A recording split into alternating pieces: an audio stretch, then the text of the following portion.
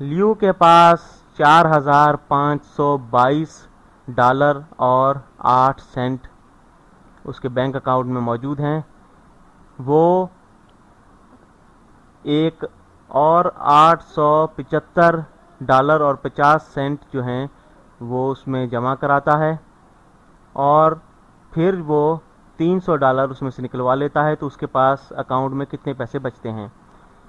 तो यहाँ पर उसके पास अकाउंट में $4,522 और 8 सेंट हैं, और फिर वो उसमें जमा करता है $875 और 50 सेंट।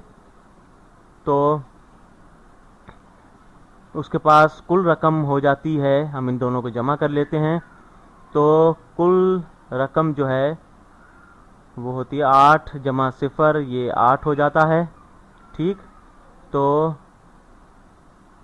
हम 8 लिखते हैं नीचे, 0 और 5 5 हो जाता है, आशारिया की जगह पे आशारिया आ गया। 2 जमा 5 7 हो गए, 2 जमा 7 9 हो गए, 5 जमा 8 13 हो गए, 1 ऊपर चला गया, 3 नीचे आ गया, 4 जमा 1 5 हो गए। तो कुल रकम उसके पास अकाउंट में हो गई $5,397 और 58 सेंट। फिर वो उसमें से $300 अपने अकाउंट में से निकलवा लेता है।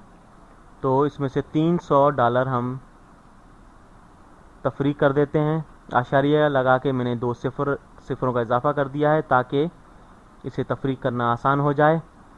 तो अब हम 8 में से 0 तफरीक करेंगे तो हमारे पास 8 बचे, 5 में से 0 गए 5 बचे, आशारिया की जगह पे आशारिया आ गया, 7 में से 0 गए 7 बचे, 9 में से 0 गए 9 बचे, 3 में से 3 गए 0 बचे, और 5 में से कुछ नहीं गया तो 5 जूं का तू नीचे आ गया। तो उसके पास अकाउंट में लियो के पास अब पैसे बचे हैं $5,097 और 58 सेंट।